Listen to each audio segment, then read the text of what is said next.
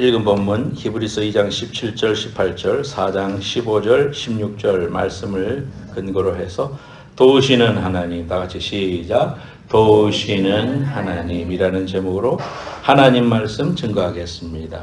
6.25 때 종군 기자가 이제 전선에 가서 흑인 병사, 미군 병사한테 그렇게 물었답니다. 지금 당신에게 가장 필요한 것이 무엇입니까? 이렇게 물었을 때 그 병사가, 참호에 있던 그 병사가 그렇게 말했답니다. Give me tomorrow. 내일을 주시오. 그랬답니다. 전쟁터에서 내일이라는 것이 보장되지 않은 상황에서 내가 가장 필요한 것은 내일이다. 그렇게 말했습니다. 우리 인생을 살아가다 보면 참 내일 아침에 해가 뜰까라고 생각할 정도로 삶이 어렵고 또 힘든 그런 순간들을 만나기도 합니다. 그럴 때 우리가 신앙인이면 하나님을 의지하고 믿음으로 우리가 하나님께 도움을 구하고 기도하고 또 찬송 부르면서 이겨낼 수 있는데, 예수 믿지 않는 사람들은 자기가 인생의 주인이기 때문에 자기 스스로 모든 것을 하려고 노력을 하지요. 그러다 보면은 좌절하게 됩니다. 자기도 자기 자신에 대해서 실망할 때가 우리가 살아가다 보면 얼마나 많습니까? 우리가 다 안다고 하지만 아는 게 아니고, 다 본다고 하지만 다 보는 게 아니지 않습니까? 나는 아는 것을 믿는다, 보는 것만 믿는다. 특히 과학자들이 그런 이야기를 하지요. 나는 증명이 된 것만 믿지 증명되지 않은 것은 안 믿는다. 그러면서 철저하게 자기 에고 속에, 자아 속에 빠져서 살아가는 경우가 많이 있습니다. 그러나 우리 인생을 살아보면서 느끼는 것들은 뭡니까? 내 힘으로 안 되는 게 너무 많지 않습니까? 또 내가 알지 못하고 깨닫지도 못하는 일들이 이 세상에 너무 무궁무진합니다. 그럴 때 우리가 참으로 한없이 작은 존재요, 참 연약한 존재구나. 사람이 작은 코로나 바이러스로 인해서 죽을 수도 있구나. 그런 생각을 할 때 참으로 우리 인간은 너무나 연약한 존재구나. 그런 생각을 하면서 동시에 정말 하나님을 의지하고 믿음으로 살아야지 이 세상에 좌절하지 않지, 하나님 없이 살려고 하면은 인간이 얼마나 연약한 존재인가를 모를 때 감히 함부로 내가 모든 것을 할 수 있다고 하지만 그렇지 않다는 것을 알 수 있습니다. 그럴 때 우리가 하나님을 의지하면 예수님이 우리의 마음속에서 말씀해 주시고 또 두려워하지 말라, 우리 오늘 찬송한 것처럼 내가 대신 싸워줄 것이다, 이렇게 마음속에서 말씀해 주시고 또 성경을 통해서 확인시켜 주시고 또 기도할 때 음성 주시고 찬송할 때 마음속에 평안을 주셔서 하나님이 응답하셨다는 걸 우리가 깨달을 때 삶에 희락이 생기고 능력이 생기고 세상이 뺏을 수 없는 평화가 잔잔하게 마음속에 있습니다. 하나님 믿는 사람들의 평안이라는 것은 바람이 하나도 안 불고 폭풍우가 하나도 안 부는 그런 평안이 아니라, 예를 들자면은 파도가 몰아치고 막 폭풍우가 내리는 그런 그 날에 막 파도가 그냥 삼키려고 막 파도를 때릴 때, 바위를 때릴 때 그 바위 속에 저 깊은 곳에서 새끼를 다 품고 있는 갈매기가 있다고 치봅시다. 그러면 그 새끼를 꼭 품에 안고 그 폭풍우를 이겨내고 있는 그런 갈매기와 새끼들을 생각하면, 새끼는 엄마의 품 속에 있을 때 평안함을 느끼죠. 엄마 품 속에 있으면서 따뜻하고 또 바람과 폭풍우와 죽음에 대한 위협을 느끼지 않을 수가 있지 않습니까? 하나님을 믿는 건 그런 것 같습니다. 하나님이 우리 아버지 되시고 우리의 모든 것 되시기 때문에 우리는 하나님 품 안에 있으면 평안하고 세상이 뺏을 수 없는 그런 평안을 우리가 누리게 됩니다. 그래서 사람들은 다 좌절을 해도 그 속에서도 소망을 찾고 일어설 수 있는 용기를 가지게 됩니다. 예수님이 이 땅에 오셔서 30세에 공생애를 시작하셔가지고 공적인 생애를 공생애라 그럽니다. 30세까지는 개인적인 삶을 사셨지만 30세부터는 회개하라 천국에 가까웠느니라 이렇게 외치면서 공적인, 예수님이 하나님의 아들로서 메시아로서 구세주로서의 삶을 3년간 사셨기 때문에 우리는 그분의 3년의 삶을 가르쳐서 공생애다, 공적인 생애였다, 그렇게 말합니다. 그 공생애를 사시고 십자가를 지셨습니다. 하나님이신데 뭐 하려고 인간의 몸을 입고 이 땅에 오셔가지고 우리와 똑같은 몸을 입으시고 굶주리기도 하셨고 피곤하기도 하셨고 눈물도 흘리셨고 또 불의를 보고 채찍을 들어 성전에서 매매하는 사람들의 상을 내어 쫓으시고 의분도 바라시고 우리와 똑같은 성정을 가진 우리의 육과 같은 똑같은 육신을 가진 분으로서 이 땅에 오셔서 겟세마네에서 밤이 맞도록 기도하시고 땀을 흘렸는데 너무나도 간절히 흘리니까 땀이 피처럼 흘렀다. 그런 기록이 있지 않습니까? 그리고 십자가에서 달리셔가지고 오랜 시간 동안 고통을 당하시다가 오후 3시에 그분이 운명하셨습니다. 로마 병정들이 머리에는 가시멜로관을 씌웠고 또 옆구리는 창을 찔렀고 또 다리는 포개가지고 큰 대못을 받고 양쪽 손에도 대못을 받고 바로 안 죽이고 그렇게 오랫동안 고통을 당하는 십자가형, 이것은 로마 시민권자들한테는 그런 형벌을 지우지 않았어요. 그래서 로마 시민권자였던 사도 바울도 순교할 때는 목을 쳤습니다. 사람이 목을 치면 고통이 순식간에 멈추잖아요. 그러니까 그것도 하나의 시민권자들한테는 배려였습니다. 그러나 극악무도한 이방인들한테는 큰 강도들이나 살인자나 이런 사람들은 그렇게 극악무도한 십자가형을 당하면서 오랫동안 고통을 당하는 그런 고통을 겪게 했습니다. 숨을 쉴 수가 없고요. 축 늘어지니까 숨이 막히니까 이렇게 팔을 의지해서 몸을 일으킬 때 피가 뿜어져 나오고 몸에서 물과 피가 빠지면서 서서히 죽게 되고 새들이 날아와서 쫓기도 하고 말라붙은 피를 쪼아먹기도 하고 그러면서 고통을 당하시는 이러한 모습을 봅니다. 우리는 생각할 때 하나님이시니까 안 아프셨겠지 그렇게 생각할 수도 있잖아요. 하나님이니까 뭐 그냥 안 아프고 고통을 못 느끼게 하실 수도 있잖아. 그렇게 생각할 수 있지만 그렇지 않습니다. 우리 주님은 완전한 인간이셨고 완전한 하나님이셨습니다.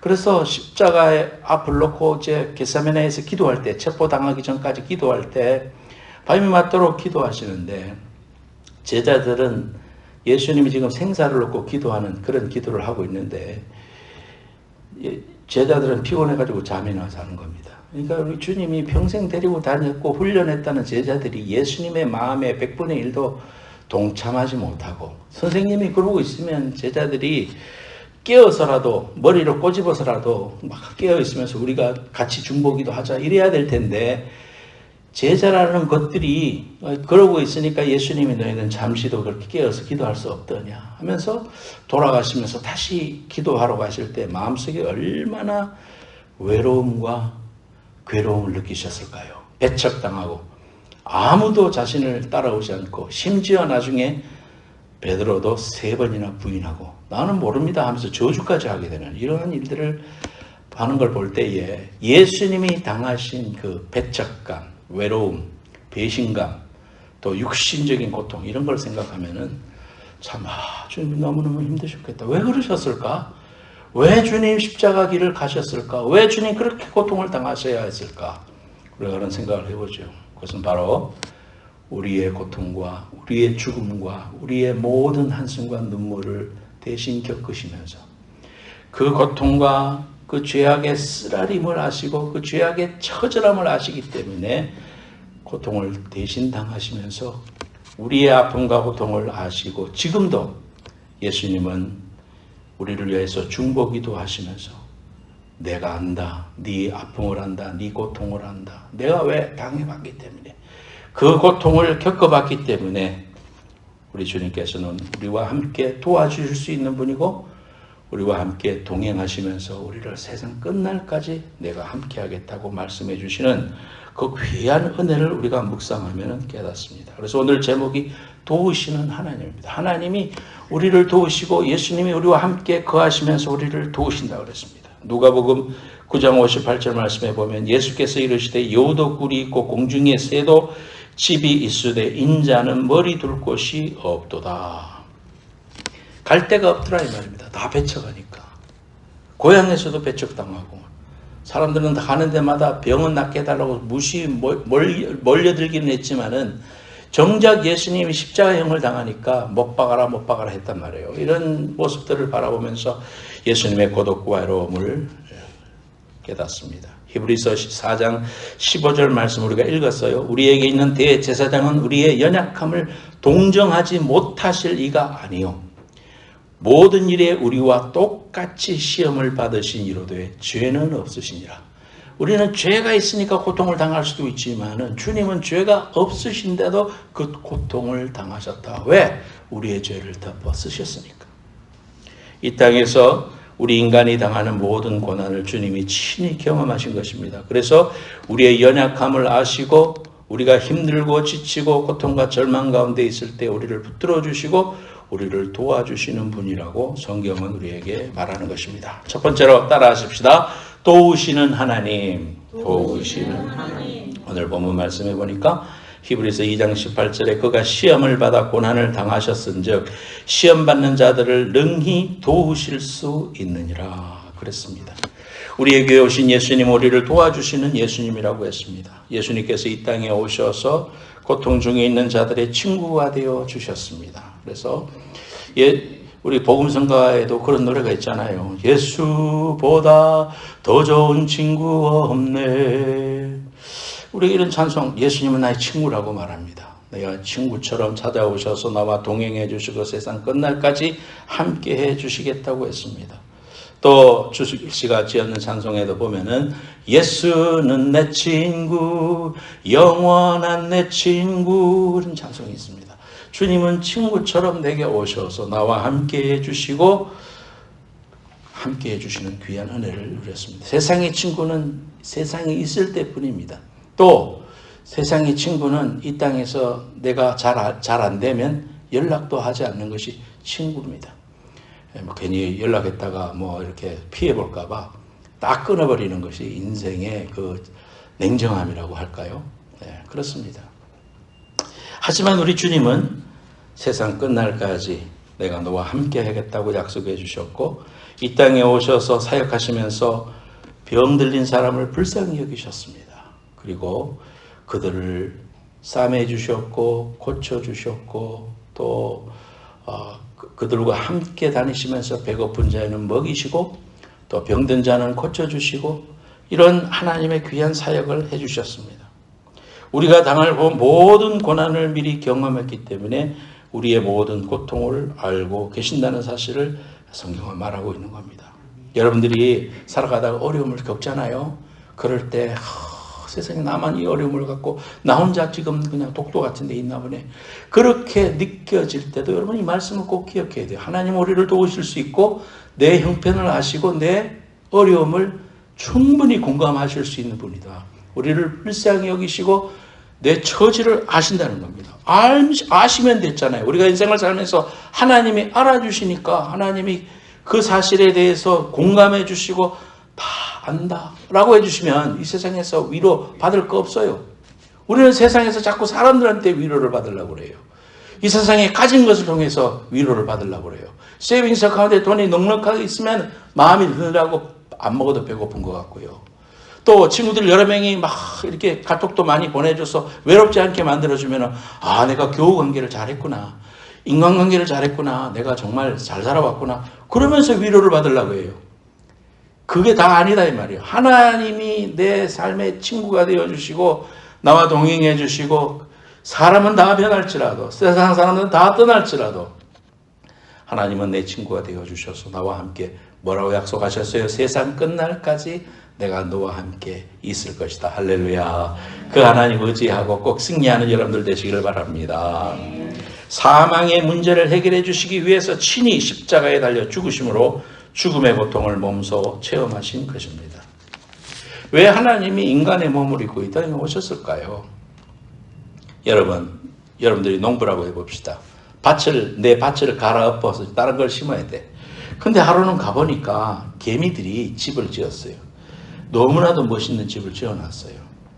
내가 이걸 지금 갈아엎으면은 이 개미들 다 죽기도 하고 집이 다 망가지잖아요. 그러니까 농부가 그래도 인정이 많은 사람이라 그 개미들한테 가서 말했습니다. 얘들아, 내가 이제 갈아엎을 거니까 딴 데로 이사가. 미안하다. 딴 데로 좀 이사가. 암만 소리를 질러도, 암만 크게 고함을 질러도 개미들은 알아듣지 못합니다. 어떻게 하면 되겠어요? 만약에 가능하다면 자신이 개미가 돼가지고 가서, 아이, 여러분, 내 밭의 주인인데 내가 개미가 돼가지고 왔어요. 당신들 내일 이제 이거 다 갈아엎을 거니까 딴 데로 제발 이사 가시오. 그렇게 말해줄 수 있잖아요. 하나님이 세상을 이처럼 사랑하사 독생자를 주셔서 그분이 이 땅에 오셔서 우리 인간의 몸을 입으시고 똑같이 피곤하셔서 예수님이 배를 타고 가시다가 갈릴리 바다를 건너시다가 피곤하셔서 주무셨잖아요. 그때 풍랑이 일어나서 예수님의 제자들이 주님 일어나세요. 우리가 죽게 되었나이다. 너희들 왜 이렇게 믿음이 없느냐. 파도야 잔잔하라 했을 때 파도가 잔잔해지는 그런 이적을 행하실 때도 그분이 피곤하셨어요. 또한 예수님은 우셨습니다. 나사로의 무덤 앞에 가가지고 그 사람들의 죽음의 그 비참함을 보면서 눈물을 흘리셨다. 주님도 눈물을 흘리셨다. 그렇게 말하고 있습니다. 히브리서 2장 9절에 오직 우리가 천사들보다 잠시 못하게 하심을 입은 자 곧 죽음의 고난 받음으로 말미암아 영광과 존귀로 관을 쓰신 예수를 보니 이를 행하심은 하나님의 은혜로 말미암아 모든 사람을 위하여 죽음을 맛보려 하심이라. 히브리서를 쓴 기자가 이 기사를 쓰면서 내가 보니 예수님이 천사들보다는 못한 그런 몸을 입으시고 저렇게 고통을 당하신 것은 우리를 위해서 십자가에서 죽음을 맛보시면서 죽음의 문제를 해결해 주시려고 그렇게 하셨다. 이렇게 성경이 증거하고 있습니다. 우리 때문에 죄 없으신 예수님이 십자가에 달려서 피 흘려 고통 가운데 돌아가신 것, 아무 죄도 없으신 예수님이 우리의 죄와 허물 때문에 채찍에 맞으시고 온몸이 상하셨습니다. 이사야서 53장 5절 말씀은 그가 찔림은 우리의 허물 때문이요 그가 상함은 우리의 죄악 때문이라. 그가 징계를 받음으로 우리는 평화를 누리고 그가 채찍에 맞음으로 우리는 나음을 받았도다. 여러분들이 제가 설교를 마치고 치유 기도를 할 때, 손을 얹고 기도할 때 이런 믿음을 가져야 됩니다. 주님이 채찍에 맞음으로 내가 나음을 입었도다. 이사야의 말씀을 믿고 그대로 이루어지기를 원합니다. 하나님, 주님이 이미 내 채찍에 맞고 다 고통을 당하셨기 때문에 나는 이미 자유케 되었습니다. 하나님 감사합니다 하면서 믿음으로 받아들이고 선언할 때 여러분 믿음대로 되는 역사가 있을 줄로 믿습니다.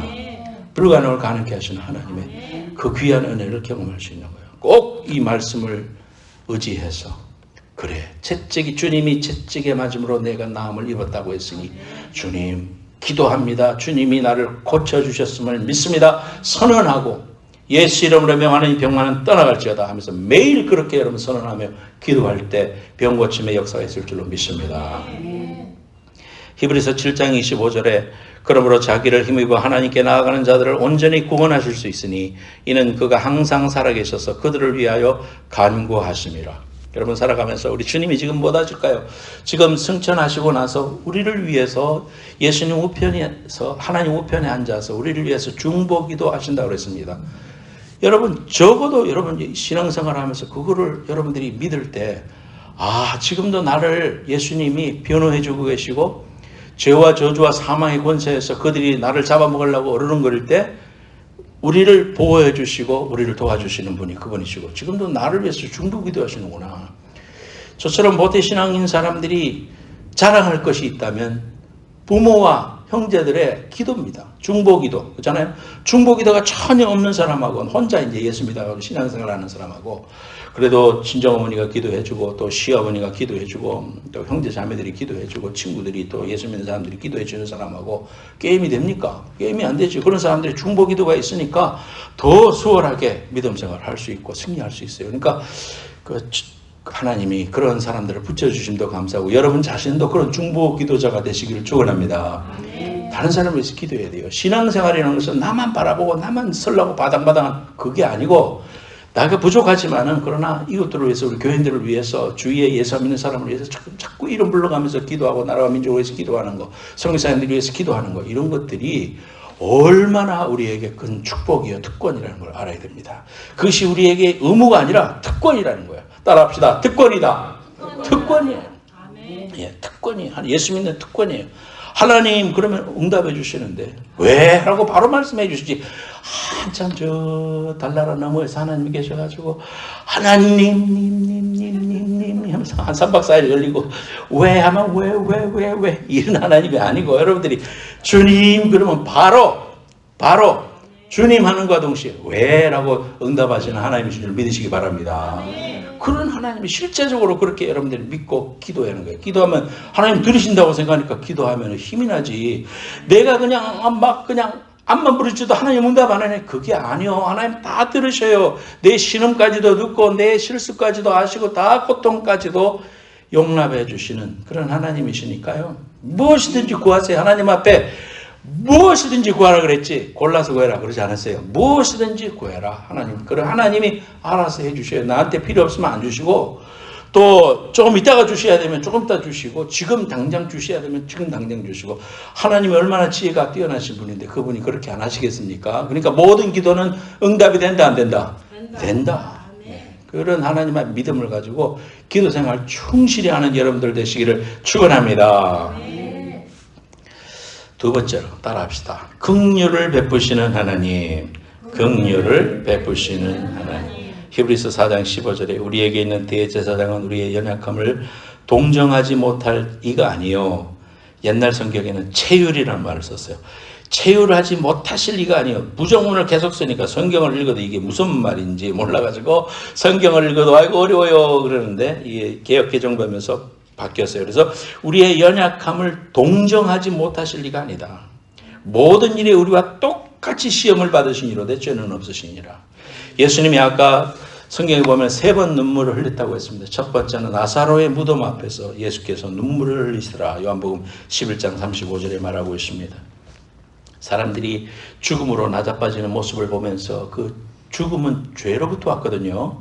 죄의 삭스 사망이라고 그랬잖아요. 그러니까 그 죄라는 것이 인간들이 이렇게 잡아들이고 아무리 큰 장사도 넘어지고 세상을 떠나는 모습을 보니까 우리 주님이 너무 안타까우셔서 거기에서 눈물을 흘리신 거예요.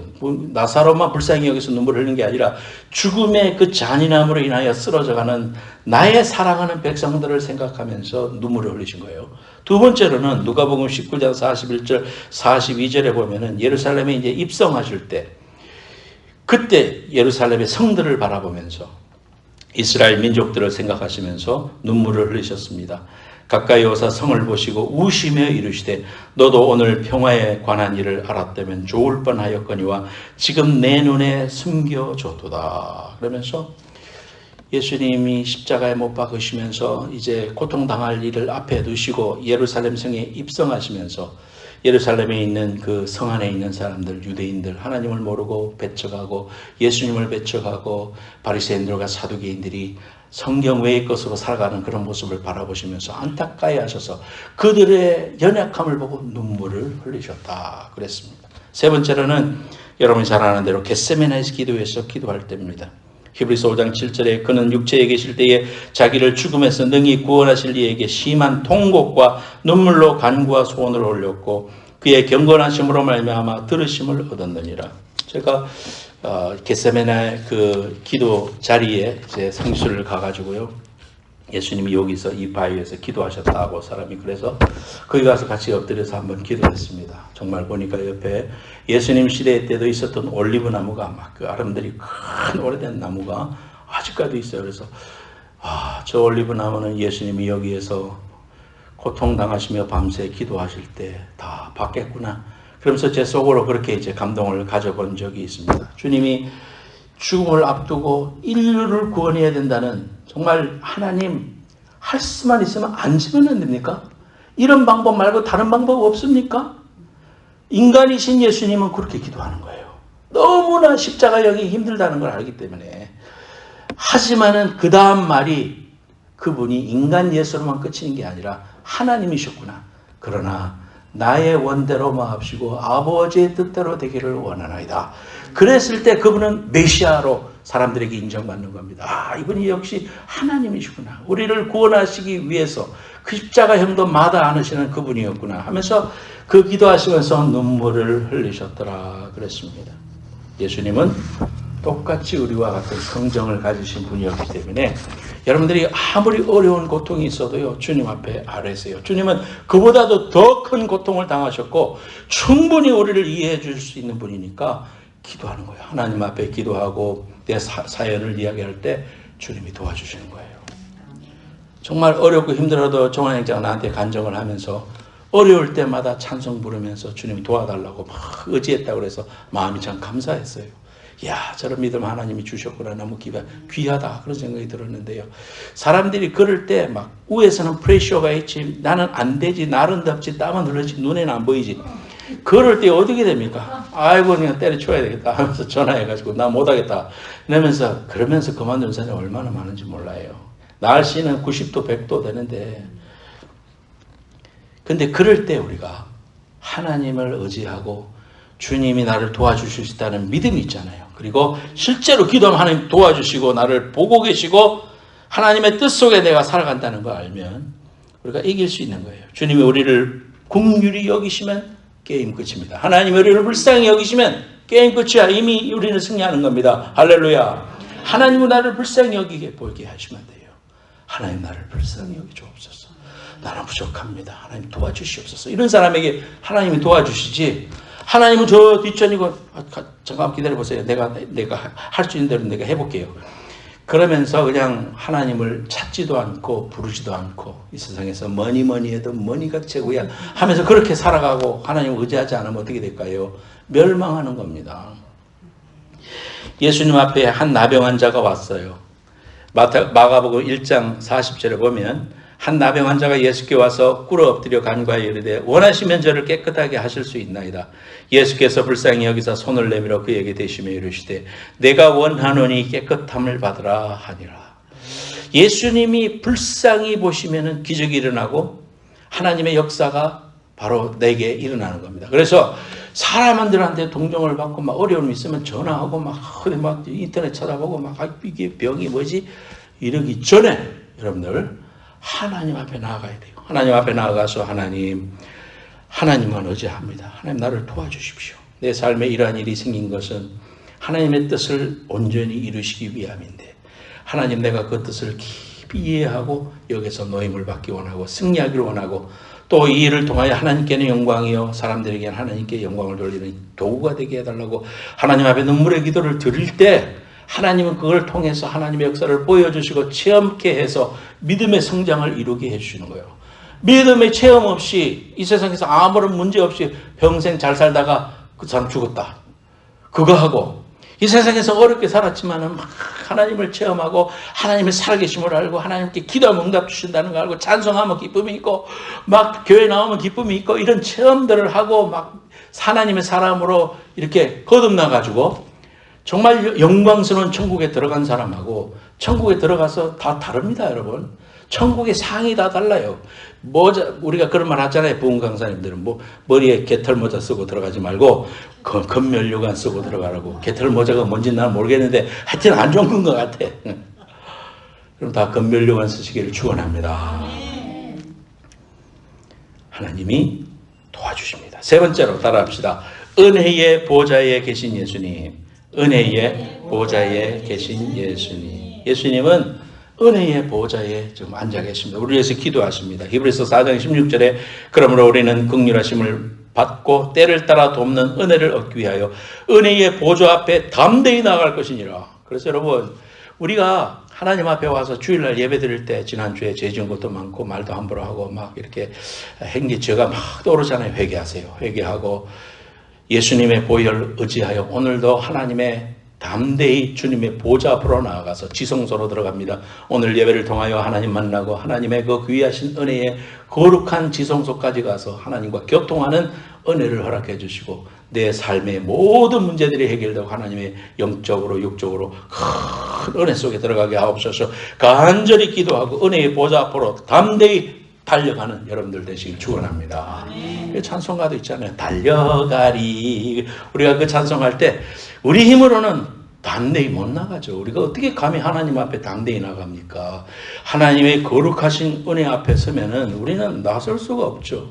어떤 사람이 죽어서 이제 천국에 갔대요. 근데 들어갈 때 하나님이 딱 이렇게 서 계신 거예요. 그러면서 이제 하나님이 만나셨어요. 누구누구야, 너는 그 세상에 있을 때 착하게 살았느냐? 돌아보니까 착하게는 못 산 것 같습니다. 그 두 번째 질문이, 너는 다른 사람을 사랑하고 많이 도왔느냐? 그렇게도 못했습니다. 너는 이 세상에 살면서 열심히 신앙생활 했느냐? 그렇게도 못했습니다. 이제 그 세 마디 대답하고 나니까 이제 다 이게 네거티브잖아요. 그러니까 큰일 났다. 이제 하나님의 큰 불호령이 떨어지겠다. 지옥으로 떨어지는 거 아니야? 이제 막 염려했어요. 그 순간, 그때 우리 주님이 하나님 우편에서 벌떡 일어나시더니 그 사람 앞에 딱 나가서서 하나님 앞에 그렇게 고하는 겁니다. 아버지여, 그러나 이 사람은 하나님을 진실로 사랑했습니다. 변호하고 막아주시고 하나님의 진노로부터, 죄의 그러한 강력한 범죄로부터 주님의 핏값으로 우리에게 변호사가 되어주셔서 우리를 보호해주시고 감싸주시는 그 예수님의 모습을 상상해 보세요. 지진이 나서 죽었는데 어머니가 발견됐는데 어머니의 품속에 아기가 들었는데 살았어요.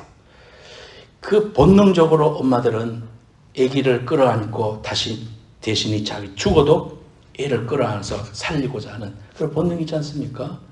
그런 것이 우리 예수님의 마음과 닮아 있어요. 그래서 우리를 위해서 대신 죄가 공격을 하고 막 죽음의 권세가 너는 아니야, 너는 정죄받아야 돼, 무슨 네가 하나님 앞에 용서받았다고, 십자가 보혈로 구원받았다고, 침례받았다고, 네가 권사라고 장로라고 네가 목사라고 하면서 막 공격하고 막 이렇게 검사로서 구형을 땅땅 때리고 너는 다시 지옥 가야 돼 라고 말할 때 우리의 구원자 되시고 보혜자 되시는 예수님께서 다 나셔서, 그러나 이 사람의 죄를 위해서도 내가 십자가에서 피 흘렸습니다.